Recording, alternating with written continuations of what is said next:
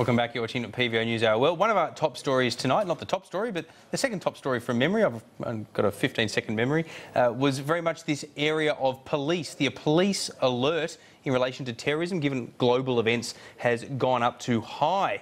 Let's see what the panel thinks about this before we get to some of the domestic news in politics. David Coleman, Liberal Member for Parliament, welcome to the program. Thanks, Peter. Good to be here. Sam Crosby, the head of the McKell Institute, ever since you boned poor old Peter Bentley. Welcome to the program. Good to have you on board. Thank you. Kat O'Mahony, who I thought was a marketing executive, but you're actually a medical researcher, which is far more impressive. Thanks for your company. And someone that certainly doesn't know as much about medicine, but he does have the health portfolio for the Labor Party. Nick Champion joins us live out of Adelaide. Thanks for your company.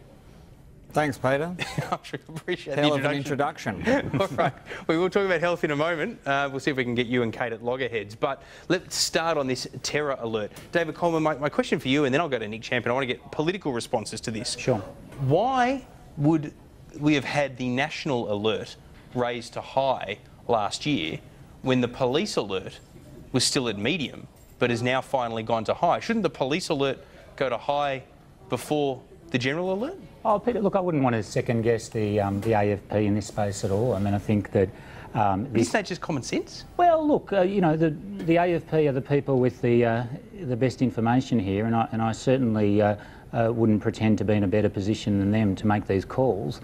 You know, the fact is, as we've you know, seen so tragically in recent months, that this is a very real problem, and obviously AFP have got their finger on the pulse and are aware of things of significant concern and decided to take that action, and I think that's entirely appropriate. But Nick Champion, why are we being told, in your view, on the one hand, yes, the general alert for the public has gone to high, but it's only now months later that suddenly the police alert has gone to high? It just doesn't make logical sense to me. Well, look, I wouldn't second-guess operational matters. They're clearly matters for our politicians just aren't prepared to second-guess the police. And I'm not. Well, and I'm not sure that you saying it's not logical actually follows. These things are very dependent on the environment and the intelligence that our national security institutions pick up. So, you know, we should give them some measure of trust when they do these things, and you know, take heed of their advice. All right, Sam Crosby, no point asking you. You're probably going to go into politics one day. The McKell Institute's affiliated to the Labor Party. You'll say the same thing as the two. Labor Party. My God. Well, near enough to. Let's be honest about this. Kate, there is a chance, might actually give us a frank and fearless answer to this question. What do you think? It just doesn't seem to make sense. Oh, look, you know, the cynical part of me says the timing's curious, but look, I have to agree with these other guys. With international events as they are, I think it should be high. Don't get me wrong. I'm just wondering why it didn't move at the same time as the general alert last year. It's bizarre. It does seem illogical, but you know, I think you just have to leave that to the AFP. Yeah, because by definition, you've got all of us running around on high alert because we've been told to by our government, and the police are walking around on medium alert. Yeah. I'm not saying that they are, but that's what it would suggest. No? No one wants to engage. All right. I'm the only one that you can send your tweets to and condemn for my commentary about all of that. Let's move on. A Melbourne man who became a so-called pin-up for extremist militants has reportedly been killed fighting alongside the Islamic State in Syria. How do we pronounce this, guys? Mahmoud Abdul Latif. Is that right? That looks right to me. Anyway, he's believed to have died in the last 48 hours. The Department of Foreign Affairs isn't able to confirm his death, but his wife, who travelled with him to Syria, has posted on Twitter that he is now, quote unquote, in heaven. An estimated 20 Australians have now been killed fighting alongside IS. Let's talk about the domestic politics of this first, if we can. Sam Crosby, I'll get you to weigh in at this particular point in time. We talked last night about the extent to which terrorism may or may not be a political factor. That's crass, I know, but in terms of where we're at from a national security perspective, it looks like there's not much we can do to stop fighters over there coming back to this country. That's a problem, isn't it? It's a huge problem. The other problem is the people that we know are a significant terror threat, and we know that, and we're going to stop them from going over there. We're going to remove their passports and stop them going over there. But then we're not going to do much more than that. We're not going to put electronic monitoring on them. We're not going to surveil them to make sure we know where they are every minute of every hour of every day. And I think that's a problem. David Coleman, the Liberal Party always leads on management of national security, usually also leads on matters of national economic management, which we'll talk about later in the show. But on the issue of national security, it leads, but, and I'm not suggesting this is Liberal fault any more than it's an organisational problem, you've only just been in power, but all these people flooding overseas, a lot of it's happened without authorities knowing about it. Of course, we had that brother that got overseas on his other brother's passport. Do we need more powers in this space as we keep getting told by the authorities, or is it simply that we need more vigilance? Well, we need both, Peter, and that's why we've passed 3 sets of legislation through Parliament already last year, and the metadata legislation before the Parliament at the moment, and hopefully pass early in the new year. We have to absolutely err always on the side of caution. That's why we put an extra $600 million into this area. And whenever there is a debate here between the civil liberties side and the protection of the community side, we've absolutely got to come down the protection of the community side. We've acted very firmly in this area.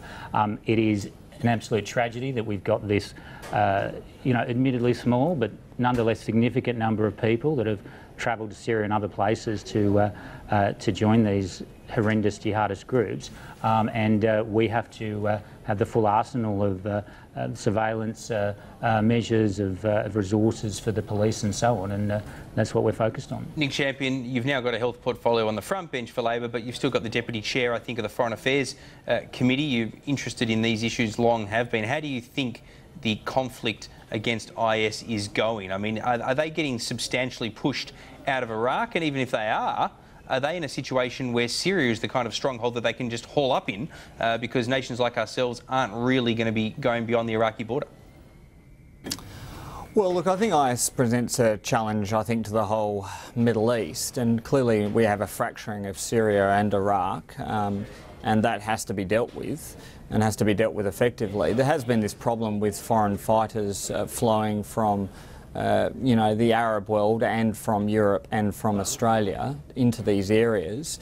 But I think the thing we want to highlight to anybody who's considering what is a very dangerous journey is that you shouldn't do it because you're most likely to end up being robbed. You're most likely to end up in a shallow grave, and you won't be martyred, but you will be made a fool of. Many of the people who have travelled to these areas simply end up being taken advantage of by what is a ruthless, organised, militant criminal syndicate. And so there's no safety for people who are undertaking this journey. They shouldn't undertake it. It's folly to do so. And of course, Labor's been on a unity ticket with the government to pass legislation in the Parliament to do everything we can to both minimise the dangers that IS poses internationally and also domestically. All right, we're going to move on to a domestic issue. National security staff have broken a blockade at the Manus Island detention centre after a week-long standoff with those on hunger strikes. Operations are now quiet at the centre, but detainees tell Sky News at least 58 men are currently being held after protests last night. But the new Immigration Minister, Peter Dutton, has told Sky News that there were no significant injuries in the clashes between detainees and the security staff. Now let's get a view on this. Kate, let me start with you. This is an issue where neither side of politics want there to be substantial differences between the two of them. It's a tougher issue for Labor politically, though, because the Labor left obviously is something that Bill Shorten always has to be very mindful of, particularly in the context of their new voting structures around the Labor leadership that see the membership empowered, and that means the left empowered. Yes. Look, it's kind of hard to say. I think it's still early days in regards to what happened with this most recent issue, but I'm inclined to be cynical about news coming out of there from all sides because I think everyone has a stake. Yeah, there's an agenda from those on the left that are particularly concerned about the conditions. There's an agenda from the government, presumably, to try to hose down criticism. And, I note that there have been whistleblowers talking about conditions up there and they're not good conditions. And I hear people saying that, people should be grateful to come to this country and I think that's true, but we have to be honest about the conditions that they're in. Well, is it right and proper, Sam, let me bring you in as well as you, David Coleman, if I can. Is it right and proper that we don't have more information because of the nature of it from a, security perspective or the fact that it's offshore? Or should we have more information? David, can I start with you? Look, Peter, I think the absolutely critical thing here is to focus on the results. as in stopping the boats? Well, that's right. I mean, what we know is that we had a disastrous situation 12, 18 months ago. We know that people said that it was an intractable problem that would be incredibly difficult to solve, or perhaps wasn't solvable, and largely it is now solved. And that is a fact. Well, that's But what about breaking eggs to make an omelette? That's what that sounds like to me. I mean, you're in the Liberal left. Surely you've got concerns about conditions out at Manus Island away from public view. I think, Peter, that if one looks at this issue from a humanitarian perspective, the most humanitarian thing you can do is have a policy which strongly discourages people from risking their lives on the high seas. And we know, and it's an inconvenient truth, but it is the truth, that more than 1,000 people lost their lives at sea trying to get to Australia under the previous policy. And whether we like it or not, it's true that the boats have almost all but stopped. That's hard to argue even from a bleeding heart like me. Sorry, just quickly, Sam Crosby, your reaction to that though, is this a unity ticket between the two sides of politics? It is, but not in terms of the information. Now, you can take a lot of the steps that they have taken. In fact, the previous government, it was the Rudd government that started a lot of these initiatives that stopped. But you saw 2 minutes ago how reticent people are in politics to criticise national security agencies or police agencies. And that's been for very good reason, because we have a lot of trust built up in these institutions. When you start tying up all these things, like there has been a boat arrived, there has been an incident happening we're not going to talk about it for operational reasons. You're damaging the core of that trust that people have in terms of the military or...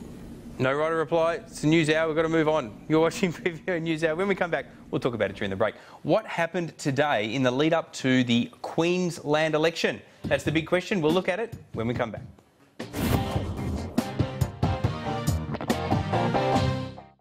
Another Nature's Way health idea. The old way of taking your vitamins was hard. Now it's easy with Nature's Way Vita Gummies.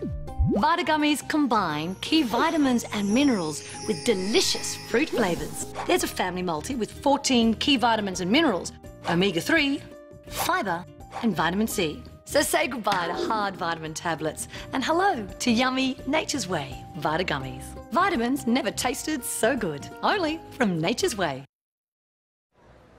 To be a trader, you need that spark inside. The courage, vision, and determination. The eye to see opportunity, and the wit to seize the right one. IG. The strength of character. The power of presence. The sportiness of BMW Coupe. The assertiveness of BMW X. And the embodiment of luxury. The all-new BMW X6 has arrived. Power personified.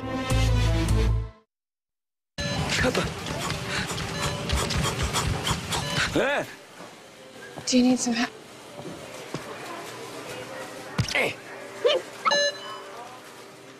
M&M's. Can't resist them.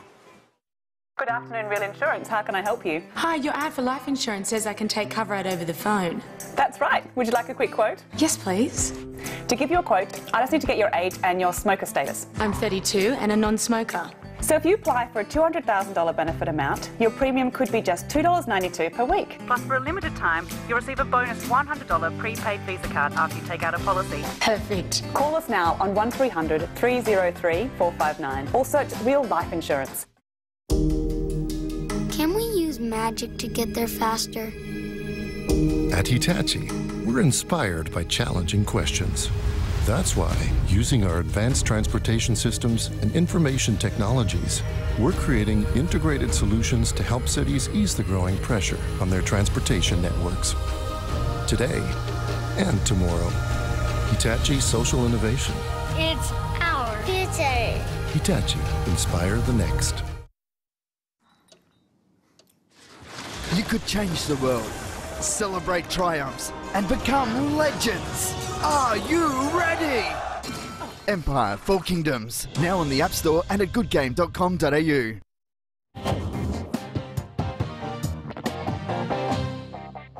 Welcome back. You're watching PVO News Hour.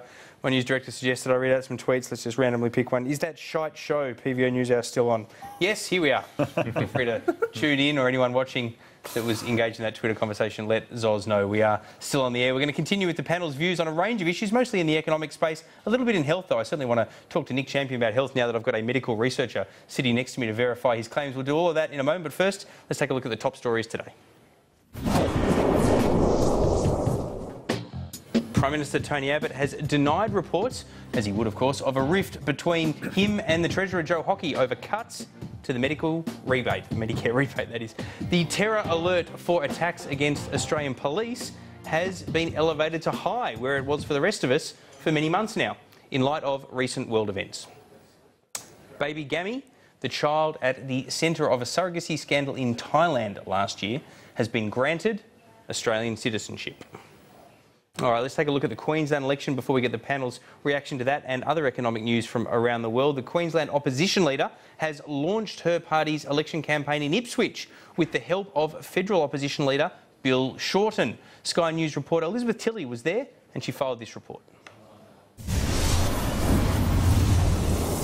Started as a quiet, intimate affair, soft lighting, subtle piano music. But the mood soon changed. The room of around 350 of the party faithful jumping to its feet, erupting in cheers. Upbeat anthems booming from the speakers. And so let us rejoice. In contrast to the LNP's campaign launch, this was raw, less polished, a little rough around the edges. Just how Labor likes it. In the audience, there were Labor leaders past. Former Queensland Premier Peter Beattie, former federal Labor leader Bill Hayden, and the wife of the late former Queensland Premier Wayne Goss. But surprisingly, not so many present, though a loud and proud Bill Shorten made up for that, receiving a standing ovation from the crowd as he took to the stage and surveyed the scene. Nothing can top the view from here. A sea of Labor faces, a congregation of true believers. He set about making federal issues front and centre, highlighting Tony Abbott's absence so far on this campaign and hitting the government where it's hurting, healthcare and GST. We believe in an Australia where it is your Medicare card, not your credit card, which determines the quality of your healthcare in Australia.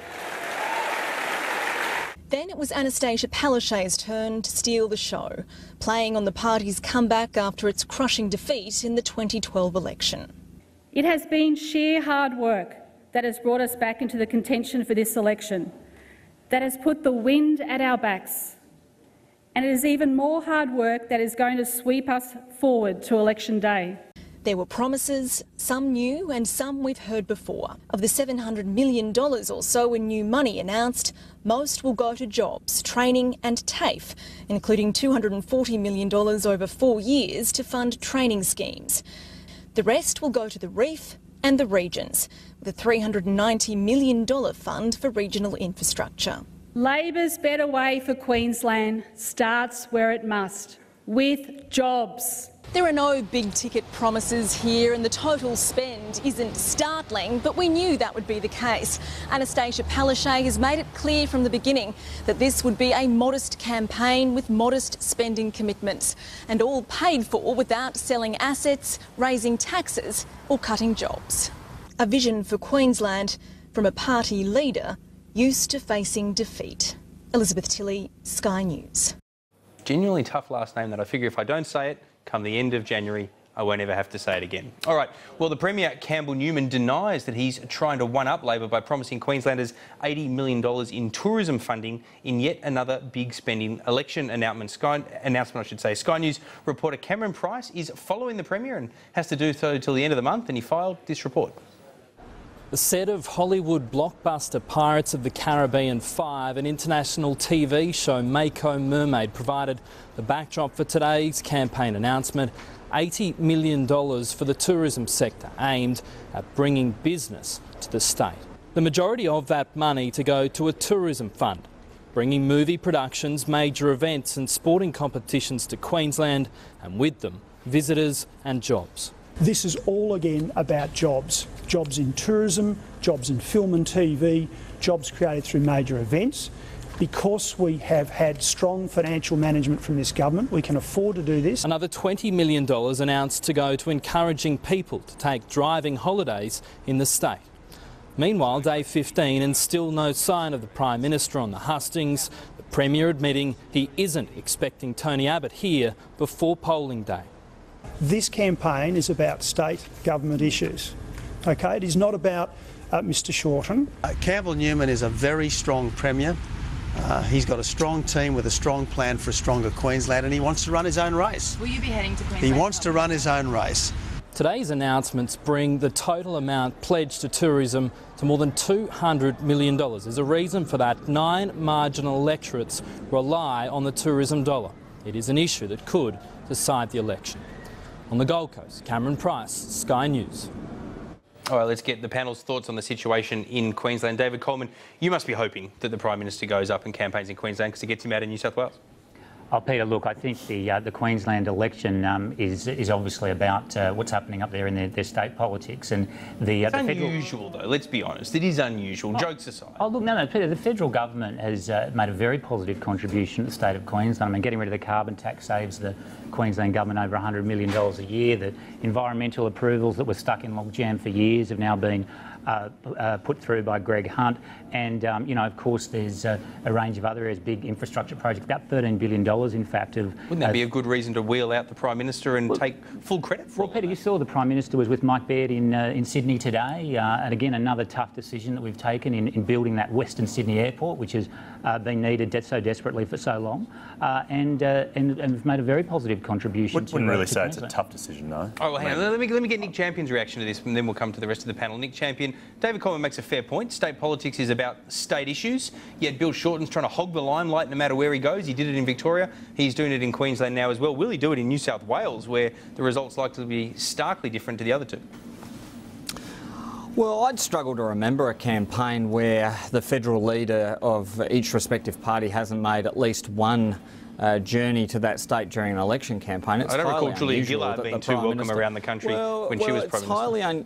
Well, she was always welcome in South Australia, of course, but it's highly unusual that the Prime Minister should be, you know, basically banned from going to Queensland. But it's because they've made a debacle of the GP tax, of these cuts to the Medicare rebates, which has basically angered every general practitioner in the country, and I'm sure many of those practising in Queensland. Sorry? They've fixed it now, though. You'd have to agree with that. Well, they haven't fixed it. What they've done is said that they won't begin it on the 19th of January. What they've said is that they'll have a GP tax or a co-payment, but it's just nobody knows what form that will take, and that's you know, creating a lot of uncertainty for what are essentially small businesses, general practices, and it's creating huge uncertainty for patients. And we know that that makes people less likely to see the doctor because they're not sure whether they're going to be charged a co-payment or not. So this is having a devastating effect on primary care around the country, and I'm sure up in Queensland. So, you know, you've got this Queensland election situation forcing the federal government, the Abbott government, to make sort of decisions on the run, which have massive implications for the budget. It's little wonder that the Treasurer and the Prime Minister are at each other's throats. All right, pop quiz. What's the name of your Labor colleague who's the opposition leader up there in Queensland? Anastasia Palaszczuk. You got there, all right. I even said it right, pronounced it right. And I'm one to talk because I can't pronounce it. We're going to move on to other topics, but just very quickly, both Kate and Sam, who's going to win in Queensland in your opinions? Campbell Newman, but even if Campbell Newman manages to retain his seat, which is a big if, I don't think he'll be the Premier for more than a couple of weeks afterwards. I think because of a big enough swing in your view? I think he'll win the election and probably even win his seat, but I think the party room will knock him off. Before the next election? Yep. Kate? I have to agree, yeah. On both fronts? Yeah. Okay, I'm not so sure he's going to get over the line in his seat, although I think if he wins the election, you tend to see that follow. David, quick thoughts from you, agree? Oh, look, I think that Campbell Newman absolutely should be re-elected as Premier, and I'm sure he'll go on to serve the state in the same distinction that he has over the past several years. All right. That's a very on-message answer. All right, well, we're going to move on. Let's talk about economics in what may turn out to be a startling piece of economic news coming out of China. The emerging superpower has missed its growth target for for the first time in 15 years. The government had set official GDP growth at 7.5%, but the actual result is 7.2%. In addition to missing the target, of course, China's growth is also the slowest it's been in 24 years, sparking concerns amongst some economists globally as well as domestically here in Australia that a global downturn may well be on the cards. It's going to make life very difficult for the government, David Coleman. You guys are on a mantra to fix the budget. You're getting blocked in the Senate, but you've also got the reality of slow growth or slowing growth, which means that your budget bottom line is massively hit. Oh, Peter, look, I think on China, I mean, 7.3% growth is still, you know, very substantial and with the envy of most of the world. And you've got kind of a law of... Not like the Communist Party to get their numbers wrong. I mean, Well, they tend to set it and then they just get there. It's also the law of big numbers, Peter. As the Chinese economy grows and grows, inevitably the rate of growth must gradually moderate over time. But look, as you know, we've done the free trade agreement with China. That has huge impacts for our sectors, manufacturing. Do you think that global growth is a problem, though, domestically for politicians and economists? I think that and consumers? Global growth, by definition, is largely beyond our control. What we can control is what we do in Australia, and that's why economic reform is so important. That's why it's important to, you know, approve these big infrastructure projects and to get rid of red tape and to close free trade agreements in 12 months. Global growth will do what it will do. We've got to make our economy as strong as possible. Sam and Kate, what's your view on this? I mean, do you think that both sides of politics need to rethink their economic strategy in light of what look like some pretty difficult numbers abroad? I think we should, well, I think they should prepare, but I'm not sure if 0.3% is cause for a panic just yet. China's an economic superpower. It's going to remain an economic superpower for many, many years. India is the other big story. Next year, we're predicting that India will, in fact, outpace China's rate of economic growth. Well, I'm sure David would say that's what happens when you elect a Conservative leader. Sure. Well, that's what he is, isn't he? Well, sure, but, you know, I don't know if you can apply the Australian political spectrum. You heard it here first on PVO News Hour. The Executive Director of the McKell Institute lauding the Conservative government in China is really, in India, I should say, is really lifting their performance. Do you agree with that, Nick Champion? Well, I think you're stretching the bow a little far there, Peter, even for you. Look, I guess around the world there are various challenges in Europe and China and in our own region, and clearly we need, you know, organisations like the G20 to help guide that, guide global growth. But this has been a series of ongoing challenges that the country has to deal with. And I think we'd be foolish to make too many predictions too far out, because I think what the last few years have shown is that, you know, there are wild gyrations and things. You make a good point. Wayne Swan probably shouldn't have made all those predictions in relation to the budget surplus. But the bad economic news coming out of China, it's not the only bad economic news around. According to researchers Alliance Bernstein, the traditionally strong Australian property market is now cooling and may even see a substantial correction that reduces prices. The findings confirm a report last week by international rating agency Finch, which highlighted that the Aussie house price has slumped on average right across the country by 7% last year, and that was despite very strong growth in Sydney. Let's get some thoughts on that. Well, actually, let's start with you, Nick Champion. I mean, Adelaide. Has there ever been strong price growth in Adelaide? Well, I think we had about 3% last year, so, you know... That's pretty big by Adelaide standard. Well, Adelaide tends to be a pretty predictable real estate market. We don't have the wild upswings of optimism that Sydney has, so we're a bit more predictable, I guess, in terms of real estate terms. But look, I guess our economy, we want our economy to grow and we want people to have jobs, and we don't want, I suppose, wild bursts of enthusiasm up or down. The more steady we can get it, the better. Sam, from your perspective, what do you think about this? Is this something that requires policy reform? You're the head of a policy institute. Should we look at things like negative gearing? Should we look at tax concessions? Absolutely. You should look at negative gearing. You should look at capital gains tax cuts. Absolutely, that's part of the equation. The other part. What are you calling for on those fronts? We're going to release some stuff on that, but McKell's position on this has been well and truly known. I remember talking to Peter Bentley about it. Since we launched the institute 4 years ago now, was on the basis of calling for an end to negative gearing. But look, it's a simple supply and demand problem. You've got 17% growth rates in Sydney for the last decades. You need to build. about 40 to 50,000 units, housing units every single year to maintain that level of growth. Last, 2 years ago, we built... Well, it sounds like you're calling for some IR reform to really make that happen. I'm calling for some planning reform to allow local councils to get in there and tick the boxes on these things and get developers in there and building some units along transport corridors. Do you agree with that, Kate? I mean, you're a self-confessed lefty or left of centre to some extent, but these sort of economic issues that the right always talk about, IR reform, planning reform, Sam's talking about it now as well, but what's your view on that? Look, I think the reality is a lot of people have a lot of money in property, and you want to be really careful about undermining the property market, because on one hand you're helping one group of people, on another hand you're causing massive problems for another group of people. So I'm not really sure what the answer is there.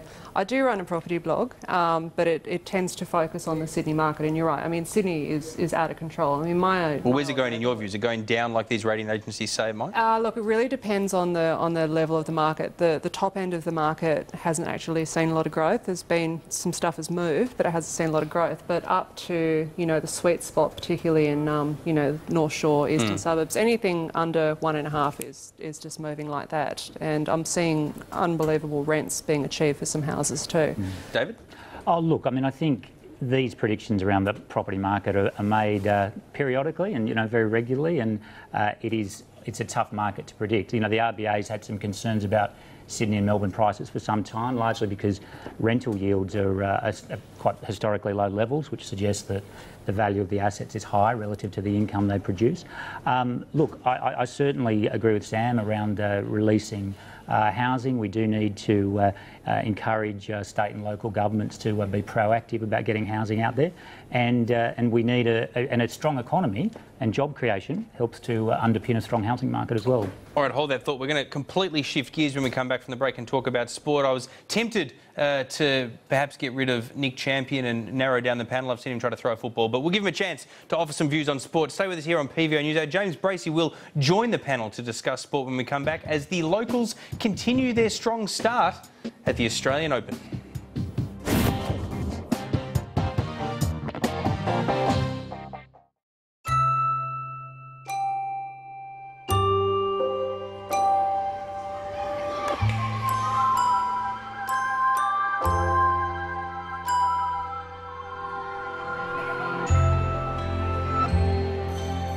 For over 80 years, CommBank's school banking program has been helping generations of Australians learn how to save. Can your bank inspire a lifelong habit of saving? CommBank can. At Hungry Jack's, just $1 gets you your choice of large frozen Coke, Fanta Mango or Fanta Bubblegum. There's nothing cooler this summer. All large and all just $1. Risk. Once you've tasted that sweet forbidden fruit, you just want more. So today I'm trying something different. It's called ski jump driving. But for some reason, Budget Direct won't insure me. They figure that by not insuring risky people like me, they can save other people heaps. Woo! That's insane. I got this. Let's kick it and rip it. At Budget Direct, we don't insure Captain Risky. To keep prices low, get 25% off car insurance for a limited time online. Want to work with the best? Get an award-winning tradie deal on Volkswagen Amarok, car sales best tradie vehicle 2014. Amarok dual cab 4x4 manual with free alloys, front fog lamps and metallic paint from only $37,990 drive away. Get the ute with bi-turbo power and the biggest tray in its class. And all Amarok deals include unlimited kilometre 3-year warranty with 6 years cap price servicing available. Volkswagen Amarok award-winning tradie deals on now.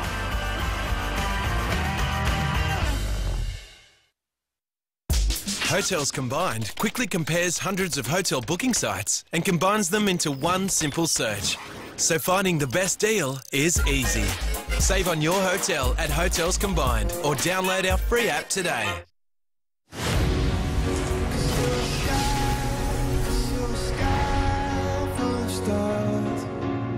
The world needs you. I'm gonna give you my heart. Show goes on! Finally found a broker on Wall Street that you can trust. Captain America is a fugitive. This is our history, and it's not to be stolen. I want to live. What about what I want to talk about? I'm gonna put a man inside a machine. People will say I'm a monster. Put me down! I am not a chew toy! The world's children are the planet's best hope.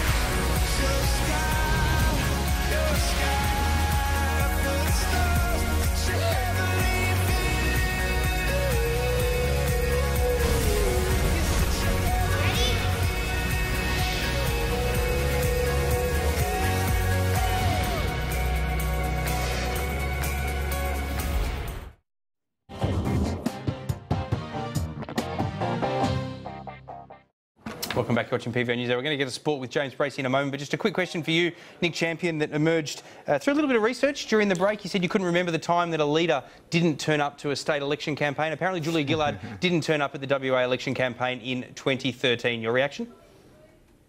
Well, I don't get out west too often. I guess I'm happy to be proved wrong, Peter. All right. Well, I assume that's right. It came from Twitter. I haven't checked it, but maybe it's true. All right. Let's talk sport. Twitter's always right. There's never any always happy mistakes to on have some Twitter. interaction. All right, James Bracey, what's making news in Hello, sport? Peter. Well, look, the NRL found themselves in a spot of bother tonight. On their website, there's profiles of certain players, and we've got a graphic here to show a question that was asked. What's your favourite swear word? Now, don't ask me why they would ask this question. And the responses were, as you'd expect, honest ones. S. This one says, starting with S, ends in T. The F-bomb was dropped a few times from certain players with asterisks put in there. Gidley, one of the good guys of the game. Like, what? Yeah. All right, David Coleman, you used to work at Channel 9. I did. 9 has the rights for the football. What on earth is going on? What would you be doing right now if you still worked at Channel 9? I think there'd be some earnest discussions going on with the marketing department at the moment, Peter. It is a very curious decision to do that.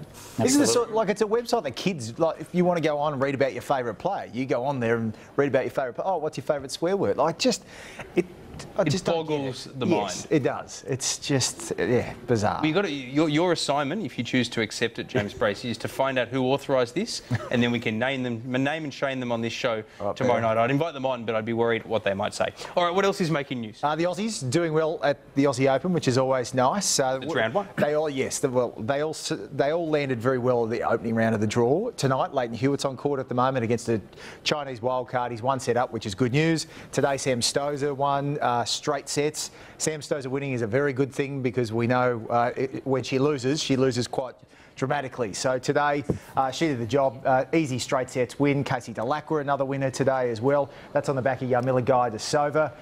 On top of that, though, last night watching Thanasi Kokkinakis win in 5 sets. And Nick Kyrgios in 5 sets as well. These two are the shining light of Aussie tennis. This guy's 18. He beat the world number 13, Ernest Gulbis, last night. He's seeded 11. Kokkinakis is so far down the rankings, but played anything but last night. He managed to... So you're predicting he's the next big thing? He and Kyrgios together are just going to ride this wave, and they get along very well, which is good. They say they thrive off each other's success, and that's what you want to hear. Isn't it funny that we're talking... Sorry to interrupt, but isn't that funny that we're talking about these two guys now when a few years back, Tomic was the next big thing? Yes, well, and even he admitted the other day he's definitely not the best player in Australia at the moment, and he's not. He's 22, he's been battling injury, form, the mental side of the game too. Here's the big question. Does anyone on this panel, and Nick, feel free to jump in from Adelaide, does anyone on this panel play tennis? A little bit. A little bit? No interest? Badly. Nick, Champion, do you play tennis? I can beat my wife at tennis. Yeah, I can win a game against the wife, but I'm sure she'll against be no one else. Absolutely rapt that you just announced that to us. So I appreciate that. I look forward to talking to you. I want to know where you're going with that question. I'm just curious. I'm wondering how interested people are, because you think. Well, I tell you where I'm going. Loves the I think of tennis as being the kind of thing that you play socially, but no one ever seems to. Yet I think of it as quite boring beyond social play in a sports sense when there's so many other options out there. Yet we seem to have such a strong interest in Grand Slams. But this is also Sydney, and we love a winner, right? You get anyone in any sport, tiddlywinks winning, and we'll all get behind them. You know. Yeah. Well, you're a member of the New South Wales Labor Party. How does that hold true? Well, works out sometimes, not so well other times. In sport, you mean? Okay, in sport. Speaking of sport, what else is making news, James Bracey? You'll like this one, Peter. Tiger Woods. He's going to be making his return to golf inside the next month, but it's a photo that we're about to show you that has emerged to him. So that's him, all hooded up, watching Lindsay Vonn, his partner, skiing. She's a professional skier, Olympic champion. but it's when he took his face mask off. Oh. He's missing a tooth. Looks like Mike Tyson. Toothless tiger. He does look a bit ridiculous, like Mike Tyson. isn't it? So apparently his agent says that he had a bit of a run-in with a member of the paparazzi. So hang on. So they're saying that he... Might have been the camera like hit the him camera hit him or something? an elbow. They didn't really go into detail, but either way, questions have been asked. You know the Whether funny it thing could be about Furphy. that? From a media perspective, you would think that they would have been ready for that. Because obviously Tiger Woods is pretty recognisable. You'd think that they would be ready for that, wouldn't they? I mean, if that was the Abbott government, David Coleman, you guys would have a well-placed strategy to deal with that. I think, you know, sometimes a lost tooth is just a lost tooth, and who knows how he lost it. But I'm not sure it's you know, it's the #1 issue in the world tonight. But no. But we're talking about it anyway. James Bracey put it on the list. Stop bagging out his selections. James Bracey, thanks for your time. To my panel, one and all here in the Sky News Centre, as well as you, Nick Champion, joining us out of Adelaide. I hope you haven't felt too lonely over there. Thank you, one and all. Thanks for your company on this episode of PVO News Hour. We will be back at the same time tomorrow night. See you then.